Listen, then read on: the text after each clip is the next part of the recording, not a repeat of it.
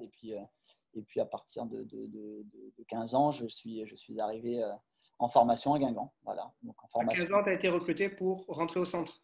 Ouais, voilà. Enfin, un centre de formation Ah, qui n'existait pas, parce que oui, euh, oui, c'est vrai. à l'époque, ça fait quand même longtemps. J'ai 44 ans, donc ça date un peu. Oui, pour être formé à Guingamp, l'équipe, c'était la meilleure équipe de jeunes du coin. Donc voilà, j'ai passé toute ma formation de 15 à 21 ans à en avant. Donc, euh, donc voilà, j'ai dû m'exiler après, puisque on n'est pas tous prêts au même moment. On n'est pas tous prêts au même moment. J'ai peut-être pas tout fait pour y arriver non plus à l'époque. Alors, attends, avant de dire que tu t'es exilé, quand tu dis de 15 à 21 ans à Guingamp, là, c'était la période où l'équipe première était montée. À quel niveau? C'était quoi Guingamp à cette époque-là? C'était Ligue 2, en fait. Et puis moi, au moment où j'étais arrivé où je jouais en CFA à l'époque, le club, dans ma dernière année, a accédé pour la première fois à la Ligue 1. D'accord, ok. Donc, c'était la période où Donc, le club commençait vraiment à c'était monter à l'échelon au-dessus. Donc, c'est la première voilà, année. un virage important pour le club. Ouais. Et bien évidemment, ça a été difficile pour moi et on m'a signifié le fait que fait que le club montait en Ligue 1, ça allait être une étape un peu prématurée pour moi pour intégrer les professionnels. Donc il a fallu. Ouais, ils considéraient que le niveau de la Ligue 1 allait être un cran trop haut, peut-être pour les jeunes qui étaient encore au centre. Vous étiez en quoi là, tu dis en CFA? Ouais, en CFA avec Guingamp, ouais, ça faisait déjà 2 ou 3 ans, 2 ans que j'y jouais tout le temps. Ouais. Et puis voilà, donc s'il allait y avoir de meilleurs joueurs qui allaient arriver, moi sans doute de par mon profil aussi, j'allais venir un peu plus tard. Oui. Donc voilà, il a fallu que j'aille batailler ailleurs. Oui, surtout qu'à cette époque, Guingamp est misé, il y avait beaucoup de Bretons, et alors je dis pas de Guingampais, mais beaucoup de joueurs du cru. Donc c'était vraiment un vivier ou un club qui s'alimentait ou s'auto-alimentait, c'est ça? Ouais, essayez beaucoup, oui, c'était l'époque des Coco Michel, Oui. voilà, c'était Guy Varche, les Bretons, Lionel Rouxel, Steph Carnot. Bon, Oui.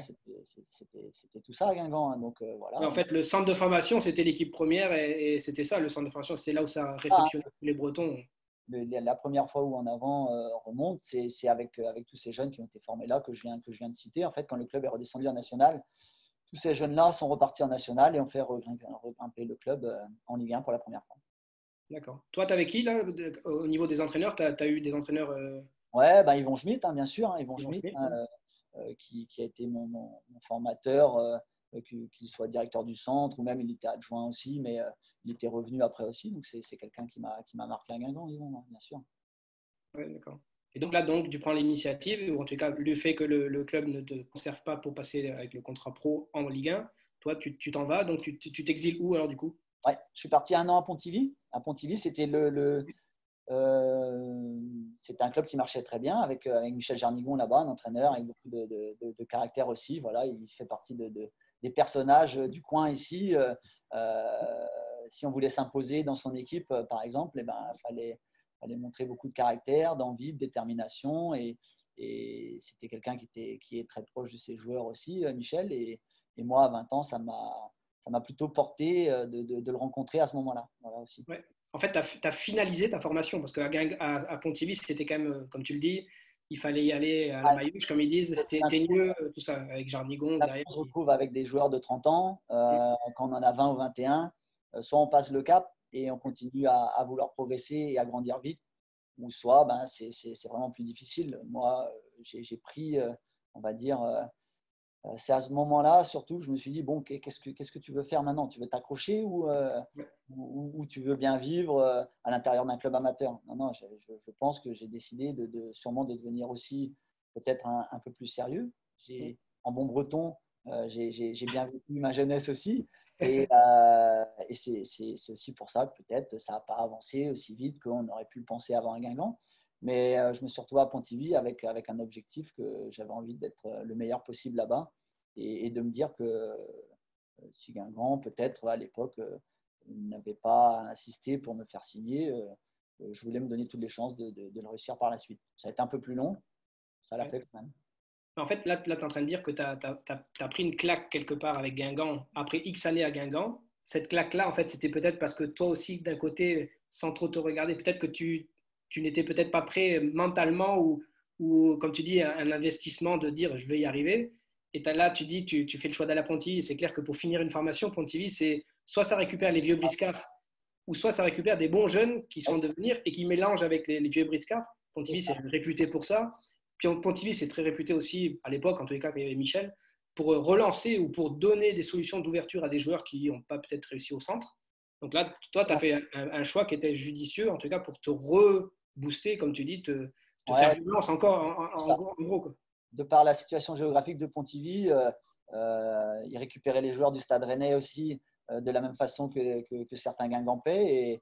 Et on avait fait une belle année. On a fini, je sais pas, 3-4e. Mais bon, ça avait été pour finir ma formation, c'était très bien là-bas. Et j'avais fait une grosse saison. Et ça avait été très plaisant dans la façon de vivre aussi. J'avais aussi peut-être besoin de me retrouver avec des personnes plus vieilles aussi. J'ai toujours été habitué comme ça. Et en même temps, j'ai mis du mien parce que je sais que j'ai été, on va dire, beaucoup plus sérieux. Et c'est pas de l'investissement, c'était, voilà, j'ai mis tous les atouts de mon côté pour faire une grosse saison là-bas. Voilà, ça a porté ses fruits parce que après, je suis parti sur Brest. Voilà. Ouais. Donc là, ça veut dire que déjà, tu as eu 2 druides du foot breton. Tu as eu quand même Yvon Schmitt, qui est pas mal quand même, et tu as eu Migon, qui est quand même bien réputé pour faire une autre coaching, mais en tout cas, humainement, tu as eu des coachs. Voilà, Pontivy était réputé, il avait fait monter ses équipes, il les avait pris, je sais pas, en DH aussi pour arriver en CFA.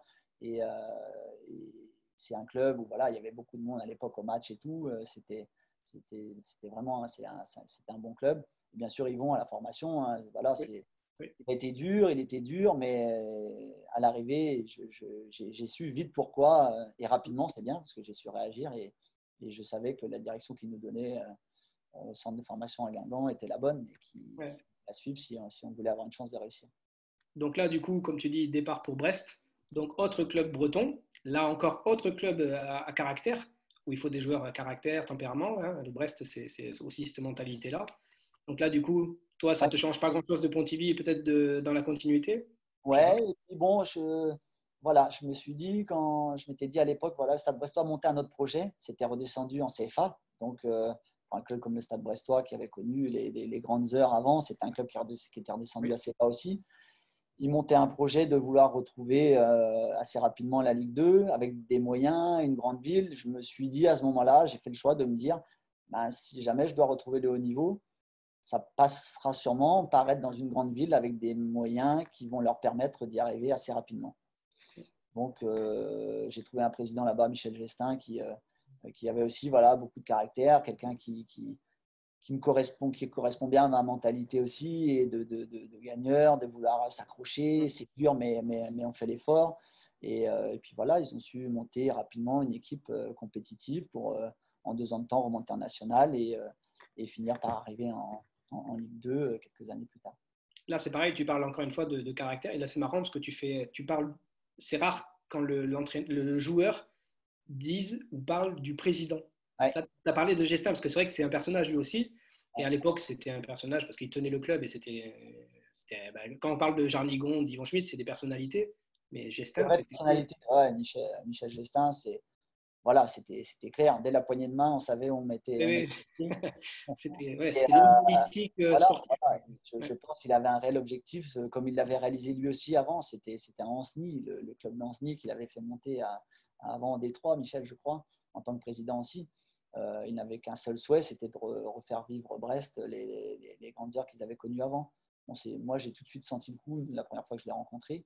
Et je savais que c'était le club qu'il fallait pour continuer à progresser. Ouais, ça te correspondait, quoi. Entre le profil de la ville, du stade, de l'entité du club et le président qui te booste, tu sens que c'est le caractère qui te convient. Les entraîneurs, tu as eu qui là? J'ai eu Pascal Robert la première année, Alain de Martigny qui avait quand même un grand passé aussi. Hein, il était entraîneur à Guingamp aussi, au Matra Racing de la grande époque aussi. Donc voilà, ils ont fait en sorte, Jean-Louis Lamour, directeur sportif. Voilà, tout a été mis en place à un moment donné, au bout de 2 ans, pour monter de CFA dès la 2e année. Les meilleurs joueurs, par exemple, de Plavenec et tout ça, étaient arrivés, comme Marc Boutruche, dont on parlait tout à l'heure. Voilà, nous ont rejoint un Stade Brestois. Il avait été lancé à l'époque, la D2 en 2002, qui n'avait pas été réalisé en 2002. Mais ça avait été juste, je crois, 2 ans après. Mais bon, le projet était lancé et puis bah, voilà, Brest a retrouvé Ouais, la donc Ligue 1. là, tu passes alors c'est bien parce que tu passes d'un club, on va dire, qui n'a pas de centre de formation. Donc le centre de formation, c'est plutôt la vitrine. Tu passes au club de Pontivy où tu sais que c'est sur un coup de dé, parce que Pontivy, ça peut marcher, parce que voilà, c'est sur les joueurs viennent pour se relancer ou pour bien finir. Et là, tu pars dans un club projet, quoi. Donc, tu découvres le côté projet Ouais. ambitieux d'un club. Donc, ça, c'est intéressant aussi. Donc, voilà, tu te construis là-dedans. Donc, les entraîneurs que tu as eus. Là, tu réussis donc à faire quand même pas mal d'années. Tu fais 4 ans, je crois, c'est ça, 4 ans au stade. Ouais. 4 ans au stade. Tu jouais quoi comme poste? C'était quoi ton poste, toi? Excentré gauche surtout. Excentré gauche surtout. 75% du temps de ma carrière, on va dire, je l'ai passé sur le côté. À un moment donné, j'étais aussi en soutien de l'attaquant, mais globalement, dans les années de National, de Ligue 2, ça s'est passé à gauche pour moi, avec la ligne. Ouais. Voilà. Coincé. Donc là, derrière, tu fais les années. Donc là, t'es monté là cette année. J'étais monté de CFA national avec Brest. Voilà. CFA national. Ouais. Donc là, tu goûtes aux Deuxième année montées parce que. nationale. Ouais. Voilà. Deuxième année nationale. La première avait été bonne. La deuxième, bon, voilà, après ça dépendait. Le recrutement, tout, ça avait été une année moyenne, un peu difficile même. Voilà. Et suite à ça, bon, comme l'équipe arrivait peut-être en fin de cycle avec certains, des joueurs à fort potentiel comme Marc Boutruche aussi sont partis sur Lorient. Moi, je suis parti à Toulouse à ce moment-là. À Toulouse qui eux aussi était un club qui était redescendu en national. Mm. Ça a été un mal pour un bien, puisque j'ai joué 2 fois contre eux cette année-là, et puis c'est là qu'ils m'ont remarqué et que j'ai fini par signer dans le club qui montait, donc c'était Toulouse, et donc j'ai signé à Toulouse à ce moment-là. Donc là, ça veut dire que pour l'instant, dans ton parcours, tu rencontres des entraîneurs à fort caractère. Tu évolues dans chaque club avec des projets différents Ouais. et tu fais des montées, des difficultés, mais pas de descente. On est d'accord pour l'instant? Non, pour l'instant. D'accord. Non, mais c'est intéressant, c'est Ouais. parce que dans la continuité, moi j'essaie de voir un peu ce qui peut se rapprocher. Et donc là, tu pars à Toulouse. Toulouse, donc là, tu fais 2 ans. Ouais. Donc tu fais quoi? C'était quel niveau là, Toulouse? C'est national? Quand je pars de Brest, c'est Toulouse qui monte, qui remonte, D'accord. qui avait été repris. Les Pitchouns à l'époque, Thibaut, qui est dans le bureau à côté avec moi, adjoint, faisait partie de cette jeune génération parce que le club avait un peu explosé, avait été repris Oui. par M. Sadran et qui avait réussi à garder à l'époque 3 anciens, Christophe Revaux, Stéphane Lièvre et William Prunier, et encadré que de jeunes joueurs de 20 ans du centre de formation. Donc Oui, oui. moi, j'arrive là-bas en tant que sûrement le joueur qui fait un peu le lien entre les anciens et les très jeunes Ouais. qui ont joué contre Toulouse en national et qui décident justement de renforcer cette équipe-là avec des joueurs un peu intermédiaires. Il y a eu 4-5 arrivées comme ça. Bon, dès la première année là-bas, ça se passe super bien parce qu'on fait une année incroyable. Et puis le club remonte encore, on remonte en Ligue 1 à ce moment-là. Donc, encore dans la continuité, Ouais, les entraîneurs que tu as t'apportent des choses différentes de ce que tu as vécu. Tu as vu ouais, d'autres Eric profils? Mombert, c'est quand même le Oui, là, en plus, formateur là-bas. formateur. Oui. C'est Eric Mombert, c'est Alain Casanova adjoint. On voit Casa maintenant, bon, c'est Oui. une belle doublette quand même. Hein. Donc, on était quand même très bien encadré avec une façon d'entraîner un peu différente, novatrice. Voilà, c'était sérieux, mais bon, ça envoyait. Ça, là, fallait être prêt. Ça demandait beaucoup d'efforts. Bon, Ouais. j'ai Là, vraiment tu pas. as vécu différents coachings, là, du coup, encore une Ouais, fois. Et parce que c'est vrai que pour les gens qui ne connaissent pas, mais de passer, alors Guingamp, je ne connaissais pas à cette époque comment ça marchait, mais Yvon Schmidt, je me doute que c'était quand même bien cadré. Avec Jarnigon, c'était, comme on dit, à la maillotche, hein, ouais, c'était autre chose. à niveler, quoi. C'était un tempérament fort. Voilà, c'était surtout ça. À Brest, tu rentres dans un club avec un profil autre, et là, tu rentres dans le contexte un peu projet où il y a de l'ambition, mais porté par un président, avec des entraîneurs qui le poussent là aussi. Donc, au niveau jeu, tu as des bons joueurs en plus, donc vous produisez ce goût du jeu. Toulouse, là, tu rentres dans un contexte en plus avec des entraîneurs comme ça, où tu dois apprendre pas mal de choses. Je pense que toi qui aimes ça en plus. Voilà, tactiquement et tout, c'était Oui, très précis. Euh, C'était les premières fois où il y avait des vidéos individuelles et tout ça que je rencontrais à ce moment-là à Toulouse. Ça commençait à vraiment rentrer dans le football et tout. Donc là, j'ai dit, ouais, là, il y a quelque chose qui se passe. Et c'est là où j'ai sûrement le passé le plus gros cap pour moi J'arrivais à 27 ans, hein, 26 ans, quand c'est une professionnelle. Ça se fait un peu plus maintenant. À l'époque, signer à 26 ans, à 23, on disait si tu n'es pas pro, c'est fini, quoi. Ouais. Bon, je signe à 26 et puis j'ai eu mes meilleures années à partir de ce moment-là encore. Ouais. Donc là, du coup, tu fais Toulouse les 2 années. Derrière, tu enchaînes, tu pars au Stade de Reims. Ouais, je pars au Stade de Reims parce que là, j'ai senti le coup après mes 2 années, une montée, des matchs en Ligue 1, un maintien difficile mais magnifique avec Toulouse. Bon, Toulouse change de dimension clairement. Ouais. Les moyens, c'est des gars comme Daniel Morera qui sont arrivés, Dalmat et tout. Et moi, je me suis simplement dit, si je veux profiter du foot, il faut que je joue. Si j'ai peu de chance ou si c'est dur, j'ai pas envie de ne pas profiter de ces 2 années que j'ai fait à Toulouse. Euh, pour moi, faire une carrière, c'est jouer, c'est avoir des matchs, avoir des choses à raconter. Et je me suis dit, bah, bon, si ça doit être pour revenir en Ligue 2 et d'avoir un vrai projet, et ben, ce n'est pas un problème parce que moi, j'ai envie de m'éclater sur le terrain et c'est ce que je l'ai choisi puisque j'étais encore sous contrat à Toulouse, mais j'ai décidé de leur demander tout simplement de pouvoir quitter pour pouvoir avoir plus de chances de jouer, de m'investir dans un autre projet. Ouais. Voilà. Toi, tu t'aimes bien les projets, on mise sur les hommes qui sont un peu déjà dans le départ du projet, quoi. Toi, Ouais, voilà, je me suis retrouvé assez régulièrement sur des départs de Oui. projets et ça a été le cas de Reims en fait complètement parce que une fois de plus remontais quand j'arrive là-bas et j'ai passé 5 magnifiques années là-bas. C'est marrant parce que toi, il y a des entraîneurs qu'on a eu là à l'émission, souvent ils parlaient ils étaient recrutés quand le club venait de descendre. Tu vois, Oui, ils venaient pour aider un club à repartir, mais parce qu'il descendait. Et toi, tu viens dans des clubs qui viennent de monter. Déjà, oui, c'est un critère on n'avait pas eu comme ça jusqu'à maintenant. Donc, ouais. on te recrute dans un club qui est en train de monter. Donc, c'est peut-être, alors je ne sais pas pour l'instant l'analyser, mais en gros, ça veut dire que ta façon de jouer ou ton profil correspondait à une équipe qui était déjà très positive, puisqu'elle monte positive. Donc, ça veut dire que tu n'allais pas être un électron un peu à perturber un groupe positif et t'apporter une plus-value à un groupe positif qui fallait le faire un peu évoluer, je veux dire, Et évoluer. grossir l'effectif et le faire évoluer, quoi. Ouais, ouais, oui, oui, c'est sûrement ça, hein, parce que Ouais. je sais que je peux me fondre rapidement dans un groupe où donner le meilleur de moi-même en me disant j'arrive jamais en terrain conquis. Ça, c'est Ouais. pas possible pour moi de l'entendre de cette façon-là. Donc après, j'estime toujours qu'en tant que joueur ou entraîneur, c'est à moi de faire mes preuves. Je suis jugé derrière. Euh, on a nos avis. Les entraîneurs qui me parlaient avaient leurs avis. D'accord, pas d'accord, c'est à moi de les suivre et de leur montrer que je suis Ouais. capable de m'imposer à chaque fois. Bah, toi, en fait, tu rentres dans le projet. C'est là où c'est marrant. On te recrute pour un club qui monte. Donc, tu rentres dans un projet qui est déjà en cours. Donc, tu es capable de rentrer dans un projet en cours qui est déjà existant. Et je ne sais pas, ton caractère de joueur, tu étais comment? Est-ce que tu étais un teigneux, bagarreur c'est parce que c'est souvent ceux-là qui Ouais, oui. euh, Après, je pense m'être toujours bien entendu avec mes coéquipiers, mais clairement, non, ça le caractère complet. Vouloir le ballon tout le temps, le réclamer. En fait, voilà, ce que je fais passer comme message un petit peu à mes joueurs après. Moi qui ai des ouais, râleurs, je suis un vrai râleur. Je suis un vrai râleur, on peut dire ça comme ça. ouais, t'es Mais un râleur. Ouais. un râleur après qui doit s'assumer. J'étais râleur, mais il fallait courir, il fallait donner le maximum euh, Ouais, pour son partenaire à côté. Donc, il nous en veut un petit peu moins derrière quand tous les efforts sont faits ouais. et on en rigolait plus après de mon sale caractère. Bon, voilà.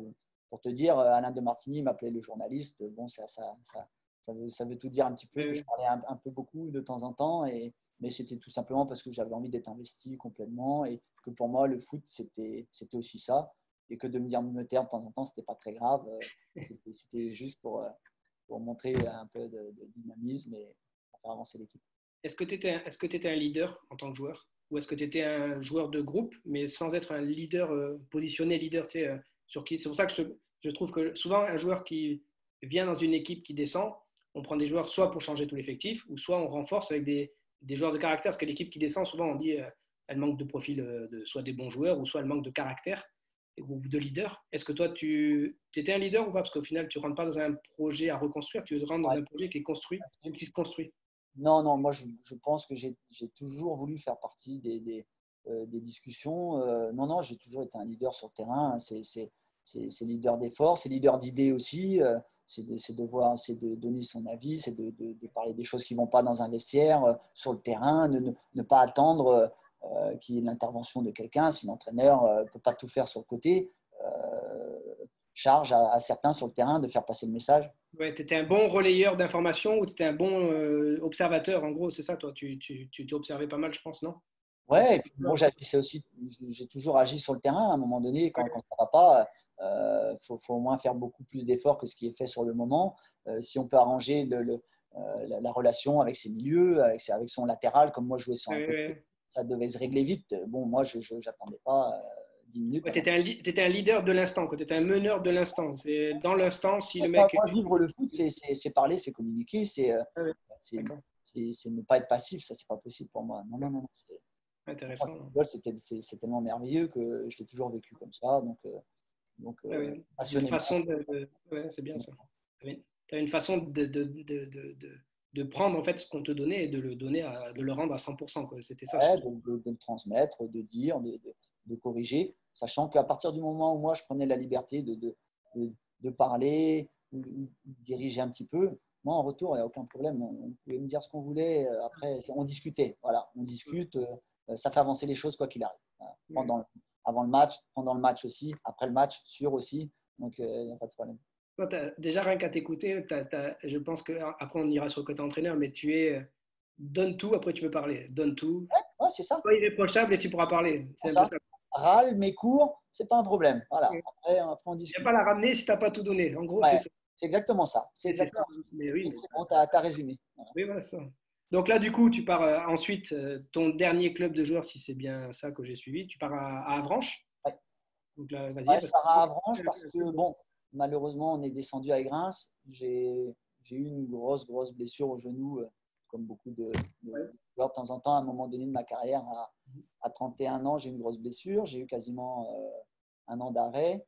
J'avais continué 2 ans après à Reims. Et puis, arrivé à 33 ans, quand il y a un virage à prendre pour le club de Reims aussi. Et puis, moi, de mon côté, j'ai décidé de continuer à profiter du foot à un niveau moindre et de passer mes diplômes à ce moment-là. Donc, en allant à Avranches en CFA, ça me permettait de continuer à jouer à un bon niveau et de passer mon BES à ce moment-là. Mon BE1, je l'ai passé à 20 ans à Brest, voilà, par exemple. Et les diplômes, tu les passes en même temps que ta carrière? C'est ça, hein? Les diplômes, tu les passes en même temps que ta carrière de joueur? Ouais, j'avais très rapidement, mon père, dès le départ, dès 17-18 ans, m'avait amené un peu fringant de passer les initiateurs et tout à l'époque, là, les premiers diplômes en dessous le BE1. Le BE1, une fois arrivé à Brest, à 20 ans, j'avais le BE1 et le DES, je l'ai passé en arrivant à Avranches. Pourquoi tu dis ton père Parce que ton père était dans le foot, Mon père a été joueur en DSR à Paimpol et entraîneur et président du club du Stade Paimpolais à l'époque. Ouais. D'accord, ok. Donc, après, on sait très bien que tu as ton frère qui a fait une carrière aussi derrière toi, parce qu'il est plus jeune que toi. Si je ne dis pas de bêtises, il a 7 ou 8 ans de moins que toi. 9, ouais. 9, voilà. Donc, lui aussi a fait une carrière. Donc, c'est une famille très footeux. Et la façon que tu dis, si ton père en plus te donne, si ton père déjà t'indique ou te donne des conseils d'aller passer tes diplômes et tout, c'est intéressant. Ça veut dire que lui aussi était dans une logique de durée, quoi. C'est ça, c'est intéressant, ça. Ouais, de durée ou même pour savoir après, pour en discuter de temps en temps avec lui, c'était surtout de se dire, t'aimes bien le foot, t'es un bon petit joueur, vois, commence à passer tes petits diplômes, ce sera peut-être du temps de gagner pour après. Et si jamais, tout simplement, tu n'es pas professionnel, ce qui n'est pas grave en soi, tu auras peut-être gagné du temps en passant tes premiers diplômes d'entraîneur. Et on sait qu'il y a beaucoup d'entraîneurs il y a tellement de clubs en Bretagne, en Côte d'Armor et partout qu'on peut aussi en vivre et faire partager sa passion. Donc voilà. Regarde qui c'est qui apparaît. Salut. Oh là là. Putain, je me suis pas mis sur mon 31, je suis désolé. Bonjour Marc. Merci de nous rejoindre, c'est sympa. Est-ce que tu peux basculer juste ton téléphone en mode paysage? Tu veux que je le fasse comme ça plutôt? Comme ça, très bien. Bon, c'est très bien que tu répondes présent. Alors, il y a Imet qui devrait nous rejoindre aussi. Donc, présente-toi déjà par rapport aux internautes qui regardent. Ancien joueur de foot d'il y a, je sais pas, 30 ans, je pense que j'ai pas touché un ballon. Ouais. Et puis, j'ai eu le grand privilège de jouer un petit peu avec Sylvain Didot à Brest. Un souvenir de dingue. Et puis, grâce à Claude Marzin qui nous envoie quelques photos, j'ai encore lu un article qui disait que Sylvain Didot avait encore été étincelant. Donc, ça m'énerve parce qu'on parle tout le temps de lui, tu vois. Et puis j'ai suivi un petit peu sa carrière de coach, mais peu finalement parce que je m'intéresse plus trop au foot parce que j'ai plus le temps. Mais je suis ravi qu'il soit arrivé là. Et moi, ma carrière, j'ai rien d'autre à dire. Les gens n'ont pas besoin de savoir que j'étais remplaçant, tout ça, c'est plus indispensable. Ah, mais là, l'idée de te faire venir, c'était comme d'autres joueurs, c'était par rapport. On n'a pas encore abordé la carrière d'entraîneur de Sylvain. Là, c'était pour découvrir un peu son ADN, comment il s'est construit pour devenir entraîneur. Donc là, pour l'instant, on est arrivé à sa fin de carrière de joueur à l'US Avranches. Toi, déjà, la question qu'on te posera par rapport à ce qu'on essaie de voir sur Sylvain, c'est toi, en tant que joueur, quand tu étais à ses côtés, comment tu le voyais? Est-ce que tu le voyais dans sa tête, dans sa façon de procéder? Est-ce que tu le voyais avec une âme d'entraîneur? Tu sais, des fois, tu as des joueurs qui analysent tout, qui même déjà inventent déjà des entraînements quand l'entraîneur ne fait pas des bons entraînements, qui peut-être aurait dit des choses autrement ou fait autrement. Est-ce qu'il avait cette faculté ou est-ce que tu sentais ou est-ce que ça se voyait qu'il avait ou pas du tout? Sylvain, j'ai le droit de tout dire, Sylvain, quoi. Ah oui, complet. Pas de problème. Pas Je de sais problème. pas. Au moment où je jouais avec Sylvain, j'avais pas d'expérience, moi, suffisante ou de recul suffisante sur le foot pour pouvoir juger s'il avait une âme d'entraîneur ou pas, parce que moi-même, je savais pas si j'en avais une ou pas. Donc, c'est difficile de juger de ça. Il y a un truc qui est sûr, c'est que la façon qu'il avait de comprendre le foot, il allait tout le temps dans les espaces qui étaient libres, il faisait tout le temps la passe qu'il fallait, il se déplaçait super bien. J'ai envie de dire, quand tu es capable de le faire enfin, toi-même, tu es forcément capable de l'expliquer aux autres. Et il râlait, mon pauvre, mais il râlait tout le temps. Il râlait quand c'était pas parfait, il râlait quand il y a un joueur qui était pas précis, mais il râlait sur lui, pas sur les autres. Il avait cette exigence pour lui. Donc, on peut imaginer qu'en en tant que coach, il est cette fibre-là. Je suis à peu près sûr que ça doit rejaillir maintenant. J'en sais rien. J'ai pas vu les matchs, j'ai pas vu assez de choses encore j'ai pas encore analysé son coaching, donc j'en sais rien.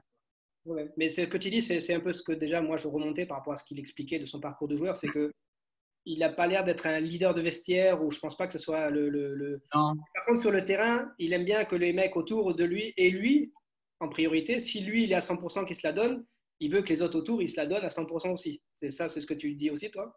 Ah ouais, mais avec moi, je pense que ça allait parce que moi, j'avais pas autant de qualité que lui, donc il fallait que je me donne. Donc là-dessus, je pense que ça va, on se complétait. Mais c'est vrai que dans l'exigence, ouais, et puis il te montrait, de toute façon, lui, il courait tout le temps. Donc c'est simple, si toi, tu bougeais pas ton cul, déjà, tu étais un peu gêné parce que lui, il courait partout. Ouais. Après, je ne sais pas, je peux pas te dire si, s'il avait déjà ce feeling d'éduquer, mais non, tu as raison, c'était pas un leader, c'était pas la grande gueule du vestiaire. Moi, je pense que j'avais plus de leadership dans le vestiaire, mais lui, sur le terrain, c'était un aimant à ballon. Donc Ouais. ça joue, ça. J'avais des copains, des joueurs comme ça sur le terrain qui étaient leaders sur le terrain, pas en dehors, pas dans le vestiaire. Par contre, sur le terrain, bah, tu dois connaître Sébastien Chauvel. Sébastien Ouais. Chauvel, c'est ce profil-là, quoi. Sur le terrain, si tu étais à côté, que tu étais à 80%, tu avais raté 2 duels et que lui à côté, bah, il était à 100%, il te rattrapait tes 2 duels, bah, tu es sûr que tu n'avais pas besoin de trouver une motivation, il allait te sauter dessus et du coup, tu savais qu'il y avait un mec, en plus de l'entraîneur, qui allait te remonter un peu le cerveau s'il y avait besoin, quoi. Donc là, ce qu'on va faire, c'est qu'on va basculer sur le côté entraîneur. Donc du coup, bah, tu arrêtes ta carrière après à Branche. Donc ton premier club, alors tu as passé tes diplômes. Est-ce que tu as voulu faire entraîneur déjà? Même si c'est ton père qui t'a amené à passer les diplômes, est-ce que tu avais une volonté de faire entraîneur? Pourquoi aller en DSE et pas au-dessus? Et pourquoi le Stade Briochin? Vas-y. Non, non, non. À partir du moment où je passe le diplôme qui me permet d'entraîner jusqu'en CFA national à l'époque, puisque c'était national, moi, tout simplement, pour connaître beaucoup de monde un petit peu dans le coin ici et les clubs, après, l'opportunité de rester dans un club professionnel, faut juste l'avoir, il faut savoir se vendre un petit peu. Ça, je ne l'ai peut-être pas fait à l'époque, mais ça ne me dérangeait pas. Moi, en fait, je pense qu'avec avec Guillaume à Saint-Brieuc, Guillaume Alanou qui est venu me chercher sur Avranches une fois que j'ai passé mes diplômes. Je pense qu'on s'est bien trouvé. Moi, de repartir comme je l'ai fait en tant que footballeur, de tout en bas, on va dire, pour arriver au mieux que tu peux. J'avais envie, à un moment donné, de me dire tout simplement, ben voilà, l'expérience de reprendre Saint-Brieuc en DSE, il y avait tout à reconstruire. Pépite, tu as joué à Saint-Brieuc. Guillaume venait de sauver le club à cette époque-là avec deux copains. Je me suis dit, mais oui, mais Saint-Brieuc, je connaissais. Moi, j'allais au match là-bas aussi. Voilà, on s'est très bien trouvé. C'était le club idéal pour lancer ma carrière d'entraîneur. Ouais, c'était le club idéal, comme tu dis, pour démarrer. Et encore une fois, tu tombes dans un club qui se maintient, mais qui veut se construire, se reconstruire, et qui, comme encore une fois, c'est une ville assez conséquente. Donc, du coup, potentiellement, alors ça ne veut pas dire que tu es obligé de réussir à monter comme tu l'as fait, mais potentiellement, voilà, il y a un potentiel. C'est ça. Il y a des choses à mettre en place tout de suite. Voilà, les terrains, il y a des jeunes à l'école de foot. Voilà, on a pu vite construire là-dessus, s'appuyer sur les jeunes du club aussi. Donc, il y avait beaucoup de choses à mettre en place et ça me plaisait, construire, voilà, à ce moment-là. Voilà, redonner à tout simplement la bascule, moi, en tant que entraîner, c'est redonner au foot ce qu'il m'a donné depuis le début.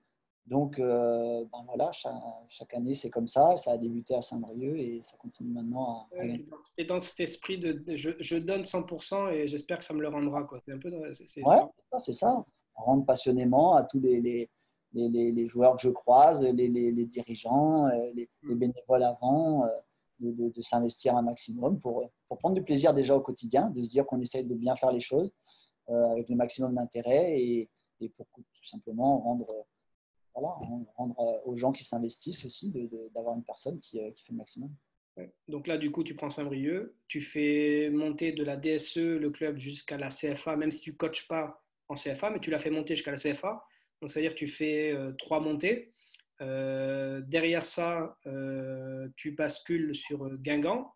Donc là, c'est intéressant parce que tu reviens un peu, la boucle un peu est bouclée, on pourrait presque dire ça. Et En fait, c'est un choix hein, à un moment donné.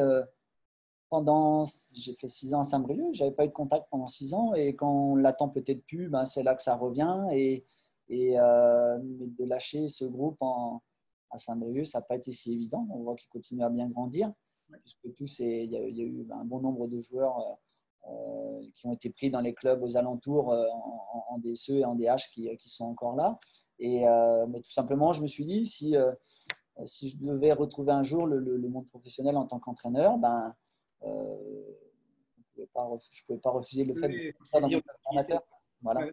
Donc, je suis revenu à la formation avec la réserve à Guingamp. Donc là, cette fois-ci, il y a un centre de formation. Oui.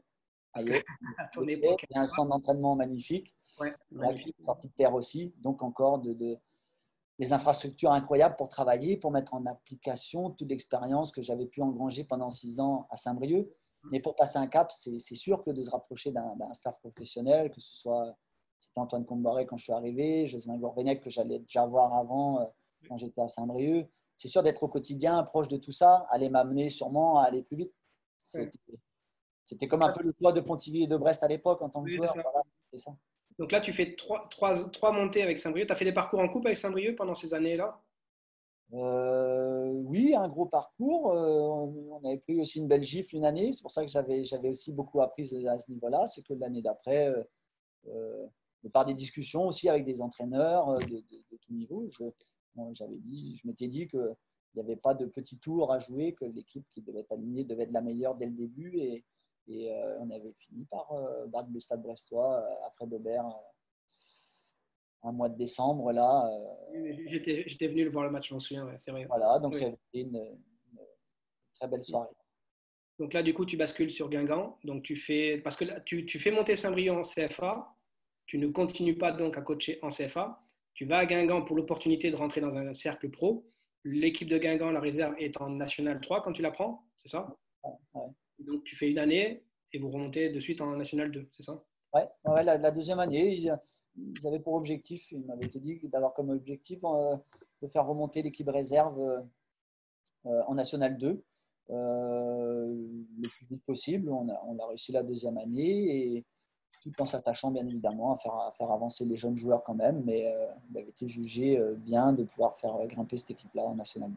Donc là, déjà, ton départ d'entraîneur, je trouve intéressant parce que tu fais quand même. Alors, il y a plusieurs choses. Si tu fais déjà 8 années, 4 montées, donc c'est pas rien. Tu démarres par la DSE, donc c'est un bon niveau en Bretagne parce que c'est un bon niveau la DSE déjà en Bretagne. Donc tu démarres à un bon niveau. Tu arrives à faire monter les équipes en les construisant parce que c'est des équipes de jeunes quand même, je pense, la plupart que tu as eu au départ, même à Guingamp au final, c'est des équipes de jeunes. Donc tu arrives à fédérer, tu arrives à créer quelque chose, donc ça monte.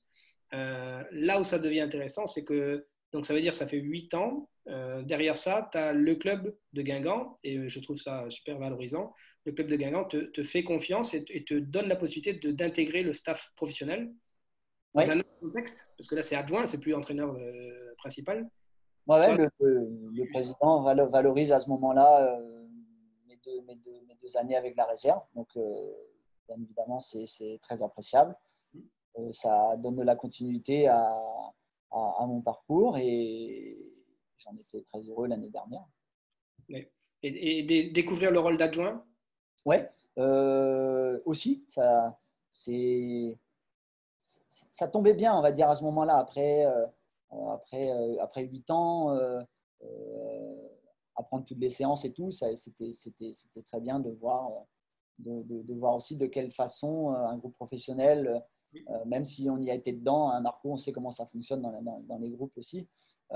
C'était bien à l'envers du décor de revoir comment un groupe pouvait fonctionner, quand ça allait bien, quand ça allait moins bien, les tempéraments des mecs, un peu de se remettre ça en tête un petit peu, parce quand on joue, quand on est dans les groupes, et puis tu sais bien, nous on est bien, mais on ne sait pas trop si le pote à côté il fait les choses bien ou pas de temps en temps.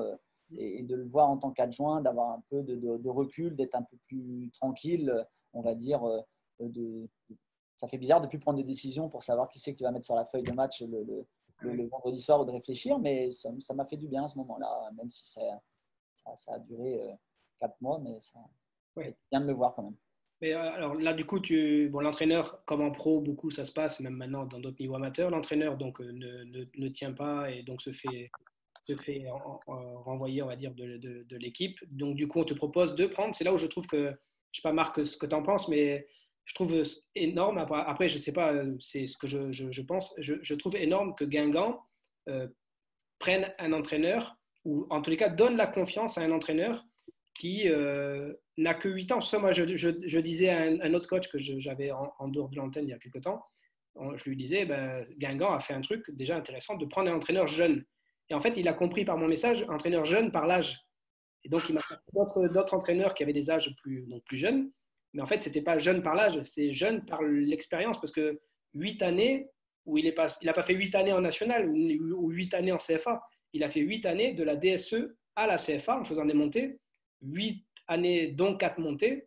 Et le club lui fait confiance. Et je trouve que ça, c'est valorisant pour le club de Guingamp. Parce qu'aujourd'hui, combien de clubs, on compare souvent les clubs allemands qui aujourd'hui osent facilement de mettre des très jeunes entraîneurs. Aujourd'hui, c'est un bon point pour Guingamp, c'est d'avoir osé de mettre un entraîneur qui n'a pas un parcours d'expérience, on va dire ça comme ça, mais pourquoi pas lui, quoi. Pourquoi pas? Qu'est-ce que tu en penses, Marc, toi, sur ce genre de choix? Mais tu viens de résumer la société française en parlant de foot et de coaching. On est attaché à des conneries comme ça partout, dans tous les domaines. Regarde, moi, je suis un jeune maire parce que, pas par l'âge, enfin si, un petit peu par l'âge, mais aussi par l'expérience. Mais on se trompe tout le temps. C'est-à-dire qu'on a autant de qualités et de défauts avec l'expérience. Le foot, on le connaît ou on ne le connaît pas. Sylvain, il a joué 25 ans au foot. Évidemment qu'il connaît le foot. Ensuite, est-ce qu'il a des capacités managériales? Sans doute, puisque ce qu'il a fait à Saint-Brieuc a montré qu'il était capable de gérer un groupe. Après, qu'il le gère bien ou pas tout le temps très bien, heureusement, sans blague, sinon, est-ce que ça convient à tout le monde? Non, heureusement, non. Mais l'essence même des choix qu'on fait en France, c'est toujours ça le problème, c'est qu'il faut avoir 55 ans et avoir un palmarès. Mais comment tu construis et que tu écris ton palmarès? Parce qu'à un moment, il y a quelqu'un qui a osé dire « Écoute, Sylvain, nous, on est content de ce que tu as fait pour nous déjà quand tu étais plus jeune, parce que Sylvain, il faut le rappeler, moi, je jouais contre lui quand on avait 15 ans, il était déjà à Guingamp. Donc, à un moment, je veux dire, si on n'est pas capable de lancer quelqu'un, on se trompe sur tous les tableaux. Moi. Et toute la vie, elle est comme ça. Oui, on sait bien. Alors, je te dis, tu as bien choisi ta voix, hein, je pense. Il est bon, Marc, il est bon. Hein. Il est bon, il est très bon. Non, mais c'est vrai, c'est ça, c'est aujourd'hui, tu as plein d'entraîneurs. C'est pour ça que l'émission, elle sert à ça. C'est que montrer aux entraîneurs qu'on se construit, on est capable de se construire. Après, encore une fois, c'est comme quand tu es joueur. Il faut avoir l'opportunité, il faut être là au bon moment, la Ouais. chance du débutant, comme on dit, ou la chance au bon moment. Donc ça fait partie du jeu. Maintenant, voilà, c'est… Là, par contre, tu arrives dans ce milieu pro, donc du coup, tu prends la main, sachant que tu étais adjoint, tu prends l'équipe, la position de passer d'adjoint à de nouveau entraîneur 1, avec des joueurs qui sont professionnels et en Ligue 2, avec des joueurs qui sont sous pression parce que le club de Guingamp veut remonter en Ligue 1. Toi, ton contexte quand ils te donnent l'équipe, tu as tes adjoints, comment ça se passe? Ouais, Thibaut était toujours là, Ronald aussi. Le prépa, on est allé le récupérer à l'académie. Après, bon, déjà au départ, le président, avant de prendre une décision, m'avait donné 2 matchs.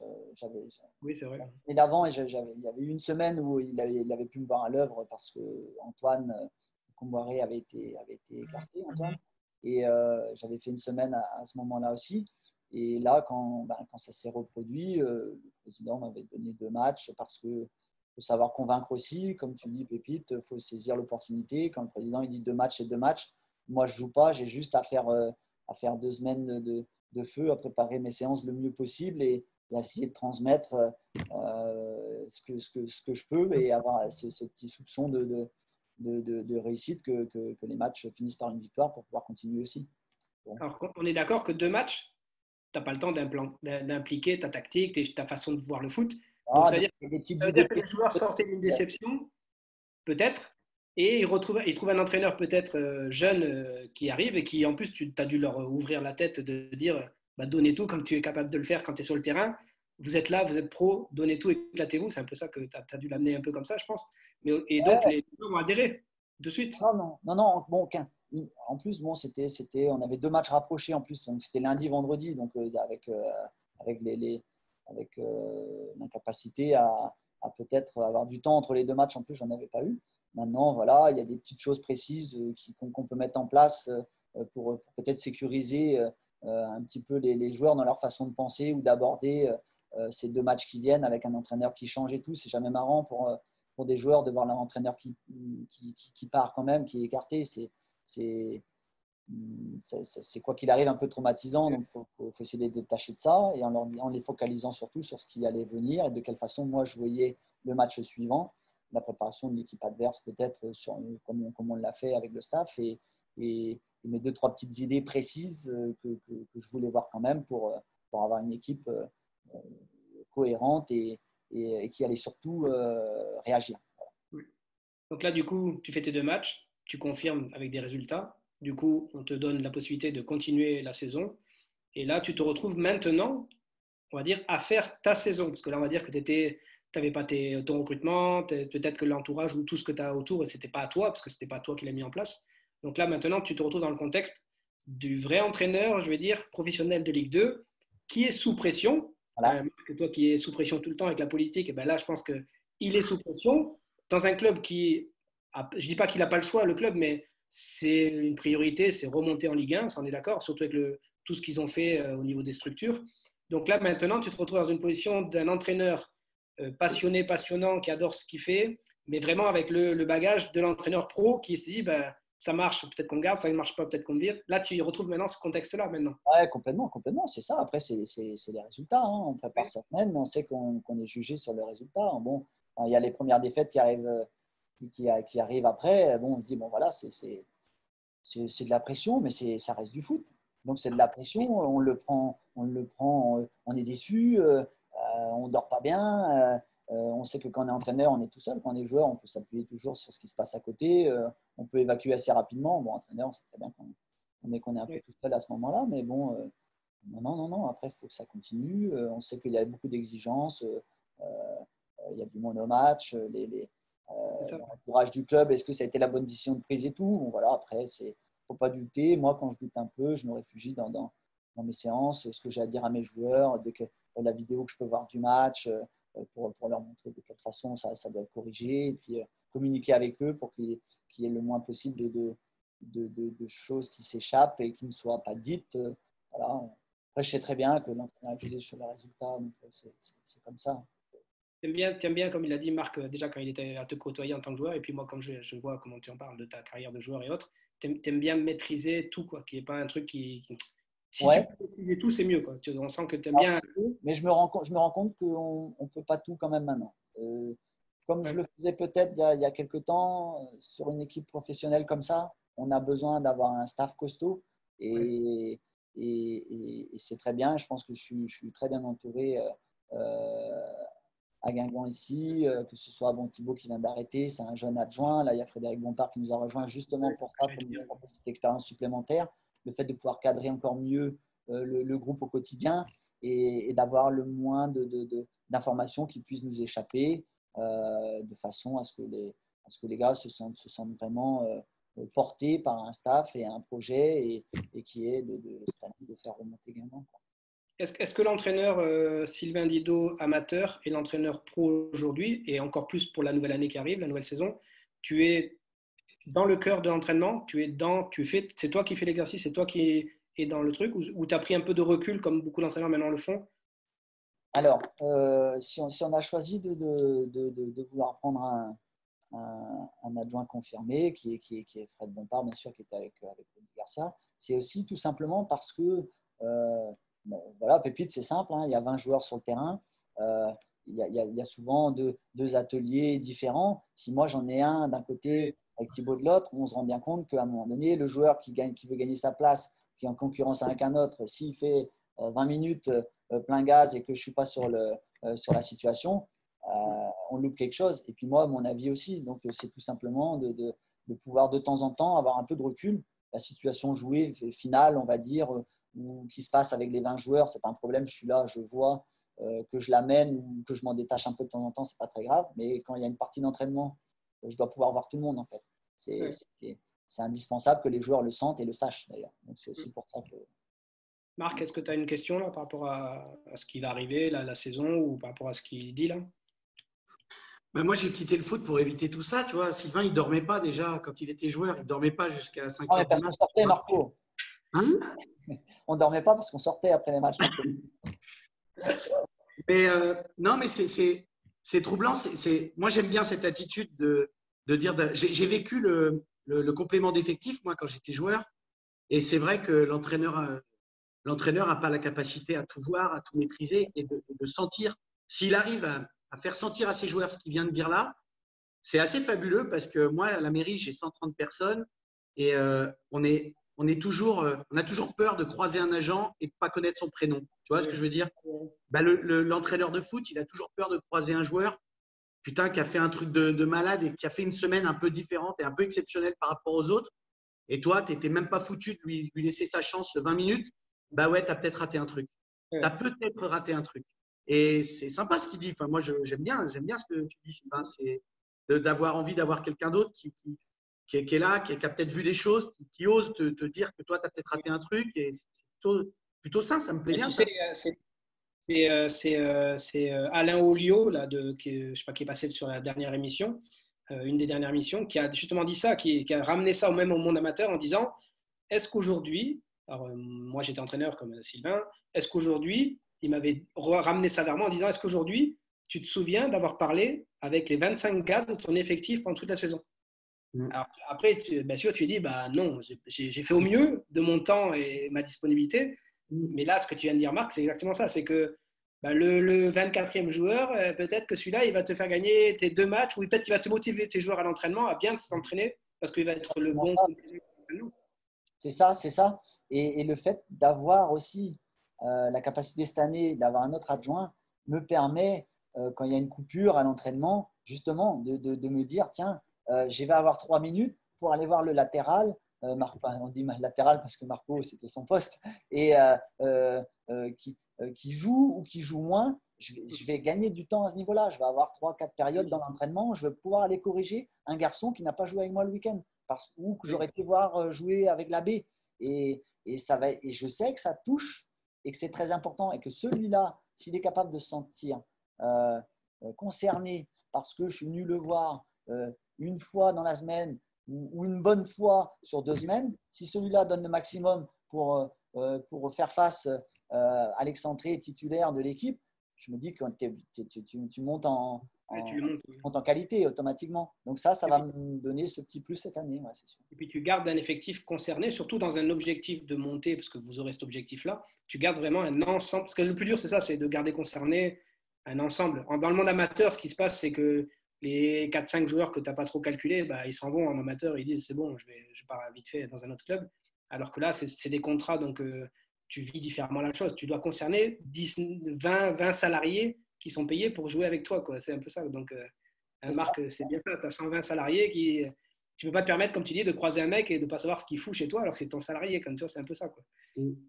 Et lui, et comme tu as dit, si tu le croises, que tu sais qu'il sait qu'est-ce qu'il fait, le mec, il aura une fierté, quoi, de sentir que son patron ou son boss, il sait ce qu'il fait, quoi. On est d'accord. C'est vrai. Donc, on va rebondir sur un truc, sur l'entraînement. Il est 19h. Donc, c'est un exercice que Sylvain nous a passé. Donc, je le bascule. Sylvain, toi, tu l'expliques. Alors, hop, je bascule ça, partage. Tac. Donc, comme tu me l'as donné, je l'ai monté en plusieurs phases. Donc, comme ça, les coachs qui regarderont pourront analyser et comprendre ce que tu vas l'expliquer. Vas-y. Ouais, en fait, c'est une situation qui me sert un peu pour différentes choses. Là, en l'occurrence, c'est le travail d'une équipe qui doit jouer assez haut, récupérer le ballon haut sur le terrain à ce moment-là, tout en se disant qu'ils ont une limite où ils ne peuvent pas défendre et que ça favorise le jeu de transition à ce moment-là de l'équipe adverse qui doit utiliser justement la profondeur et ses appels de balles dans le dos de l'équipe adverse. Voilà, il y a des critères de jeu à l'intérieur. Il y a une équipe qui doit défendre sur 2 zones, ce qui favorise le fait à la récupération d'utiliser justement la fixation peut-être sur les premières passes de récupération et d'aller jouer à l'opposé comme sur le schéma que tu as fait. Donc c'est une situation jouée de déséquilibre, de récupérer, de contre-attaquer pour une équipe et d'avoir une équipe en attaque placée à chaque fois. Il y a une équipe qui est en stop ball et l'autre qui joue avec son gardien et qui ne peut pas défendre avant que le ballon y soit, ne peut pas défendre tout simplement dans son dos. Voilà. Donc là, tu fais des zones pour expliquer tes zones. Vas-y, explique tes zones pour que les entraîneurs, s'ils doivent essayer de le mettre en place, qu'ils comprennent. Donc, pourquoi tu fais des zones? Alors, ouais, non, je regarde ton dessin, Pépite, en fait. Il y a 3 zones dans la largeur.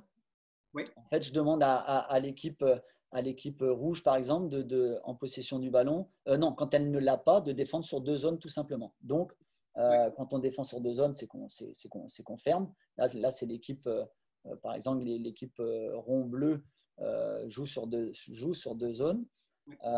Et quand Ça, c'est une demande que tu leur mets pour eux. L'objectif pour eux, c'est quand ils n'ont pas le ballon, quand ils doivent défendre, récupérer le ballon. Ils ferment à l'intérieur. Alors, l'équipe blanc qui récupère le ballon à ce moment-là, elle, on valorise. Si elle marque le but en moins de 8 secondes, ça veut dire que je récupère, je profite que l'équipe d'en face soit sur 2 zones pour éventuellement fixer, aller chercher à l'opposé tout de suite, d'avoir un joueur lancé et qui reçoit dans cet espace-là dans le dos, ou bien par la conduite tout simplement et le dribble. S'il y a supériorité numérique à la récupération d'un seul côté, bah, on joue la supériorité numérique, on va faire le 2 contre 1, on passe en conduite de balle ou en dribble, c'est valable aussi.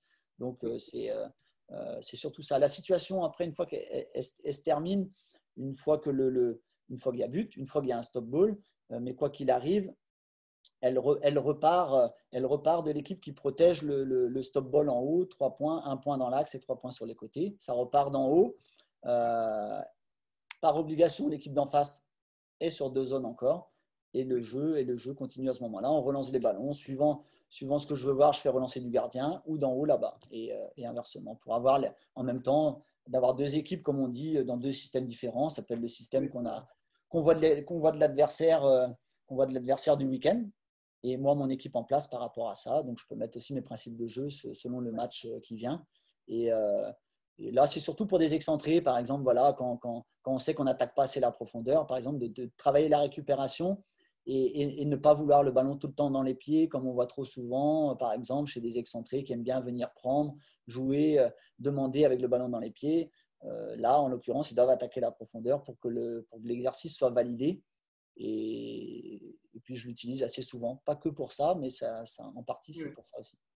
On est d'accord que tu donnes 2 consignes à chacune des équipes. Une qui doit fermer et lâcher une zone, donc passer sur 2 zones. Et l'autre équipe, tu fais en sorte qu'il reste bien sur les 3 zones pour contre-attaquer. Voilà. Est-ce que l'entraîneur, il peut se retrouver parce que là, on peut partir du principe que l'entraîneur, il serait plutôt à observer plus, pour l'instant, sur ce qu'on a montré là, plus observer l'équipe qui a le ballon, qui a le gardien et qui doit faire ce jeu sur 2 zones. Est-ce que du coup, est-ce que l'entraîneur pourrait être aussi à gérer plutôt l'équipe qui n'a pas le ballon, qui n'a pas de gardien, et miser un peu son regard plus sur cette équipe-là pour jouer cette récupération rapide, ce changement et chercher la 3e zone qui est vide par l'adversaire? Est-ce qu'on peut se mettre dans 2 positions là en tant qu'entraîneur? Je ne pense pas que ce soit facile. Il faut surtout s'attacher à ce qui est le plus important pour le week-end qui vient, tout en me disant, par exemple, je pense que cette séance-là, je la fais filmer, par exemple. Donc, elle est filmée. Si c'est un mercredi, je la filme. On a la perche qui filme ça. Et en décalage, après, je re-regarde la séance. Et là, je peux intervenir tout simplement avec des joueurs de l'équipe d'en face par rapport à ce qui vient de se passer, ce dont je n'ai pas pu intervenir sur le terrain parce qu'il ne faut pas que je me perde non plus. Il ne faut pas que le message soit diffus. Il ne faut pas qu'il y ait trop d'arrêts séquences sur le terrain. Donc, j'essaye de m'attacher à mon équipe que je souhaite mettre en place peut-être pour le week-end sur le principe de jeu travaillé là. Mon adjoint, justement, ou mes 2 adjoints, s'occupent de l'équipe d'en face discrètement par rapport à ce que je veux voir. Et moi, je peux y revenir dans un second temps après la séance s'il y a des choses à corriger aussi. Est-ce que tu penses que la mise en place pour des entraîneurs qui débuteraient ou qui veulent aller sur le côté tactique de cette séance ou de cet exercice, est-ce que tu penses qu'ils peuvent même le travailler peut-être sans ballon ou avec un ballon, mais sans l'équipe adverse, pour juste faire comprendre la notion de coulissage, pour libérer une zone? Tu sais, souvent, on le dit quand les joueurs pressent sur un côté, libérer la zone couloir. Est-ce que pour des entraîneurs qui ne l'ont jamais fait, au lieu de partir à la va-vite et mettre ça comme toi et tu es en train de le montrer, est-ce qu'ils peuvent faire par étapes et le faire évoluer avec vide à vide et puis après un peu plus avec l'adversaire, tout ça, quoi? Oui, bien sûr, bien sûr. Tout dépend du niveau, tout dépend de ce que les joueurs ont fait avant. Mais bien sûr, Pépite, le faire à vide, l'expliquer à vide, voilà, vous allez relancer à chaque fois. À la perte de balle, l'équipe qui a le gardien de but, là par exemple, sa première réaction, c'est celle d'harceler pour essayer de récupérer le ballon le plus vite possible. Une fois que ça, c'est pas fait, elle se replace et elle protège la profondeur. Bon, voilà. Après, pour l'équipe là qui est en blanc sur ton schéma, elle, c'est tout simplement de se dire, elle joue quand elle récupère. Une fois que le ballon est perdu, ils sont obligés de se replacer, par exemple, dans leur partie de terrain. Donc, ça laisse le temps à l'équipe d'en face de repartir, de se repréparer, de mettre les schémas de relance en place aussi. Et quand il y a récupération, là, c'est attaque rapide, contre-attaque, utilisation de l'espace sur les côtés. Bon, je pense qu'il faut privilégier pour l'entraîneur une équipe. Ça me semble suffisant déjà en termes de correction et de revenir. Mais de le faire à vide, ça a toujours du positif. Si jamais on juge que ça peut être un exercice nouveau aussi, quoi. Quand l'exercice est nouveau, il vaut mieux perdre 5 minutes au départ, que ce soit bien compris, de mettre 1 ou 2 situations en route et puis après de laisser jouer, de se mettre un petit peu à l'écart et peut-être d'intervenir un petit peu moins de façon à ce que très bien, Marco, c'est pareil, une fois que ça coupe trop, à un moment donné, ça va pas, ça ne nous plaît pas et on finit par s'énerver. Donc, dans l'esprit, c'est pour ça que je suis allé sur ça, Sylvain, c'est parce que, encore une fois, on le répète à chaque fois qu'on présente des exercices, les entraîneurs qui vont faire les exercices que les entraîneurs montrent, ça peut ne pas marcher au départ. Alors, soit parce que les joueurs n'ont pas compris, ou soit parce que l'entraîneur n'a pas compris. Si c'est à peu près compris de chacun, ça peut ne pas bien fonctionner, mais il ne faut pas hésiter à le répéter. C'est la durée et la compréhension qui fera que l'entraînement ou l'exercice va devenir de plus en plus performant. Tu as raison. C'est là où c'est important. Ouais. Et là où au départ, il y a un temps moins maintenant. On a toujours envie que ça vienne vite, que les situations arrivent, que ça se passe bien. Maintenant, je sais que par exemple, cet exercice-là, voilà, j'essaie de le répéter régulièrement et c'est aussi de voir de quelle façon tes joueurs le perçoivent de mieux en mieux, s'en imprègnent tout simplement eux-mêmes en fait. Ouais. Et s'ils s'en imprègnent eux-mêmes, ça veut dire qu'à un moment donné, sur le terrain, le week-end, ça va y revenir sans savoir. C'est aussi voir l'évolution de ton groupe, du joueur qui est d'accord de rentrer là-dedans, qui est d'accord de faire cet effort-là, qui ne joue pas la carotte, comme on dit de temps en temps. Il y en a toujours qui essayent de dévier les règles un petit peu. Il y a des malins dans toutes les équipes qui aiment bien ça. Mais je suis plus patient sur le fait que je ne vois peut-être pas tout de suite, mais en me disant, bon, si déjà, tiens, ça, sur ce côté-là, ça a bien fonctionné. L'autre côté, c'était moins bien, on laisse jouer, mais comme maintenant, on a le temps, on est payé pour ça, j'ai le temps de corriger après, j'ai le temps de voir les joueurs dans mon bureau, on a tout ça. Si en plus, j'arrive à le filmer, bon, ça va, normalement, à un moment donné, ça va rentrer, quoi. C'est bien ce que tu as dit. Donc, les entraîneurs qui écoutent, c'est bien ça, c'est attention de ne pas trop couper l'exercice, parce que les joueurs vont apprécier et ça va les saouler plus qu'autre chose. Donc, peut-être le faire à vide pour qu'ils comprennent et l'appliquer avec un adversaire. Et là, vous pouvez couper 1 ou 2 fois. Idéalement, comme dit Sylvain, c'est peut-être le filmer si vous pouvez et montrer les corrections après. Parce que c'est bien de ne pas réussir aussi. C'est bien de ne pas réussir et de le montrer après. Couper sur le moment, 1 ou 2 arrêts flash, c'est bien. De le voir après et de le poser voilà, dans le bureau. On regarde.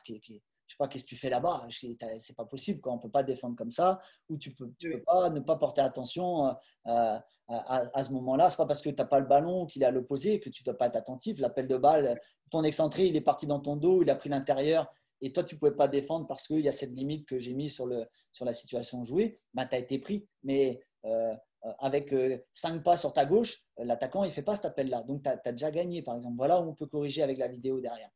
Ce qu'on ne peut pas faire peut-être sur le moment parce que de temps en temps, ça va vite, on laisse jouer et puis et la vidéo permet ça, en fait, derrière. Question. Alors, on va poser 2-3 questions d'internautes. Donc, il y en a une. Alors, c'est Seb Cuvier qui vient juste de la poser. Alors, je vais la dire. C'est une question délicate, mais elle est intéressante. C'est par rapport à ta jeune expérience de coach en pro.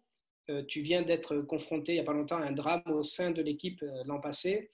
Au-delà du sportif, comment as-tu géré, toi, cette partie-là? Pas évident? Non, parce qu'on ne peut pas prévoir ça. On ne peut pas prévoir ça.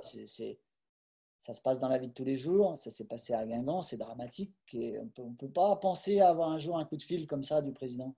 C'est au-delà de l'entendement. Donc, gérer ça, non, je pense que je ne l'ai pas géré du tout. Évident. Les dirigeants sont là pour ça. Nous, non, toi, tu dois mobiliser en fait le groupe, encore une fois, faire fédérer, quoi, que le groupe vivre toujours dans sa vie. Mais là c'est difficile. Hein, ça rentre dans le domaine aussi de la psychologie. Tu étais très proche de copains. Non. Là, c'est des semaines très compliquées à suivre. Autre question. Donc, tu es entraîneur en pro. Les agents, tu l'avais pas avant? Si, il y en a toujours, même en CFA. Il y a Marc qui s'y fait. Marc, qu'est-ce qui t'arrive? Dès que j'ai abordé le agent. C'était son agent, Marc, c'était ses propres agents, je crois, Marc, non? Non, il y en a des super. Oui, mais pour qu'on me les présente. C'est clair. Oh là là, oui. Non, c'est pas facile, hein. C'est un métier, hein. Il y en a des très bien, hein. Il n'y a pas de problème. Après, il y a trop de monde, quoi. De temps en temps, ce n'est pas un agent. Le jeune de 12 ans, il a un agent. Bon, ça veut tout dire, voilà, quoi. Donc, je peux faire un petit commentaire? Vas-y, quoi. Le truc, c'est que tu vois, moi, je pense que les agents sont utiles parce que par expérience, j'ai quelques copains qui sont encore dans le foot. Et moi, je le vois en tant que patron maintenant, et peut-être que toi, Sylvain, tu le ressens en tant que coach. Une discussion qui serait une discussion contractuelle, qui sort du foot, elle pourrait biaiser la relation footballistique parce que tout d'un coup, tu as un joueur intelligent, un entraîneur intelligent. L'un et l'autre comprennent qu'ils vont profiter d'une situation pour aller avoir un meilleur contrat avec le président. Ouais, et alors, j'ai envie de dire, sur un budget global, ça peut être ton problème. Dans ce cas-là, l'entraîneur il dit au président ce qu'il pense du joueur et la valeur qu'il estime. Mais c'est bien que le joueur il puisse discuter, que l'agent puisse discuter des intérêts du joueur un peu de manière décorrélée. Ça évite quelques confrontations et quelques affrontements qui ensuite perturberaient l'après. Je pense. Ouais, je suis d'accord, bien sûr. Oui, tu as raison, Marco. Tu vois le rapport début de contact, pas le la négoce, et tu vois le rapport fin de contact, quoi. Ouais. En fait, ils sont juste, en dehors d'être trop payés, en dehors d'être trop payés, je suis très sérieux, en Voilà. dehors d'être trop payés, je pense qu'ils sont indispensables. Indispensable, oui. Pour les négociations, Marco, je suis entièrement d'accord avec toi, complètement d'accord. Après, moi, c'est plus au quotidien. Quand un joueur ne joue pas, Oui, c'est ça, moi j'allais le dire aussi. je sais que ça appelle de partout. Président, Ouais. Ça, c'est pas normal. moi, je sais, il y a beaucoup d'agents, il faut qu'ils gagnent leur vie, mais ils ne disent pas la vérité aux joueurs. Ouais. Pour trop d'entre eux, ils ne leur disent pas la vérité. Pourquoi? Parce qu'ils ont peur de les perdre.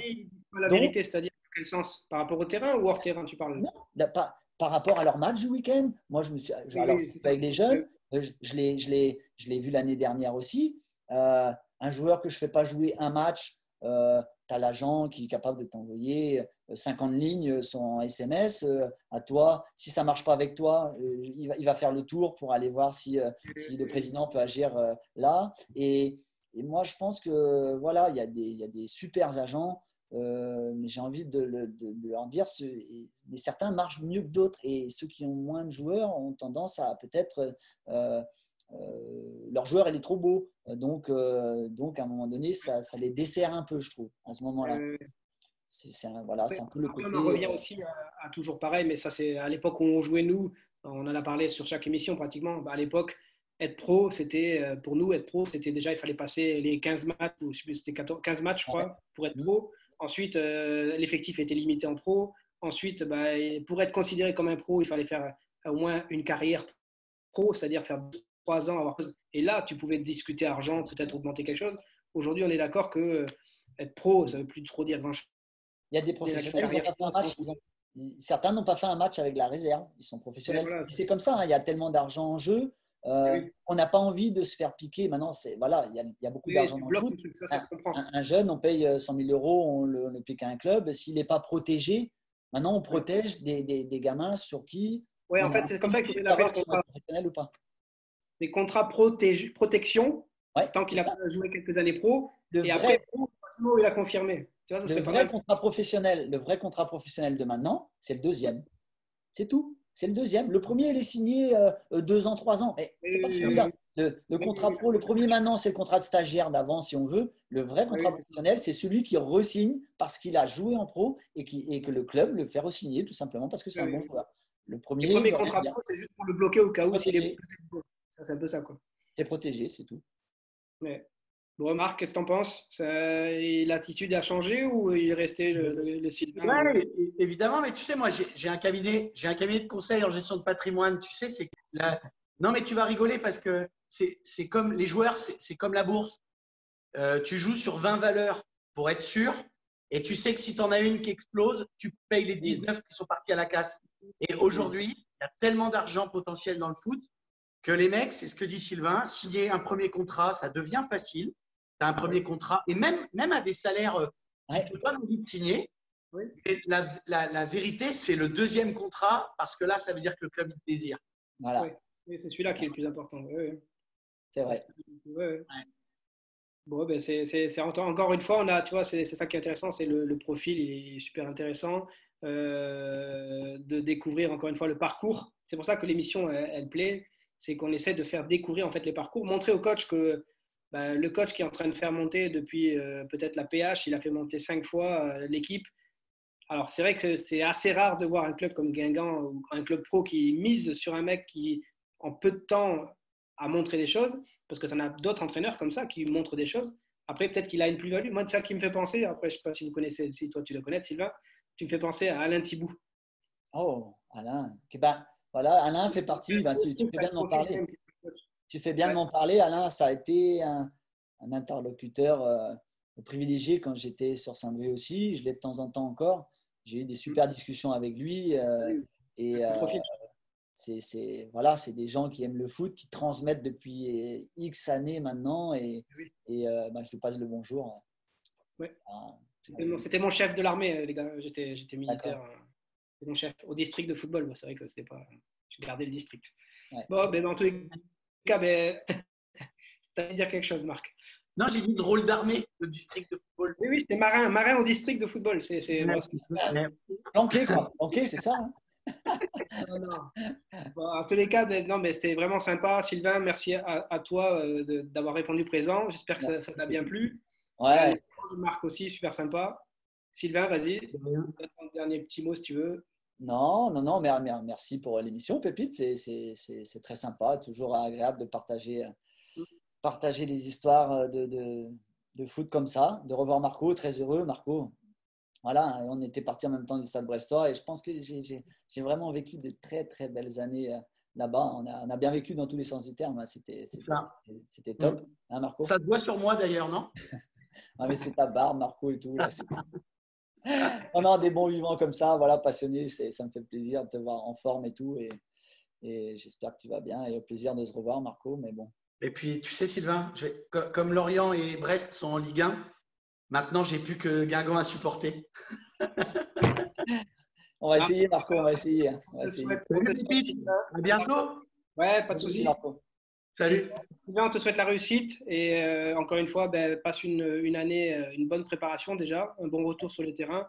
Et puis prépare-nous tout ça, montre-nous que les amateurs, les entraîneurs amateurs, ils adorent ce genre de profil et donc du coup, on va te surveiller encore plus. Et puis nous, voilà, on te pousse et on espère que ça va le faire.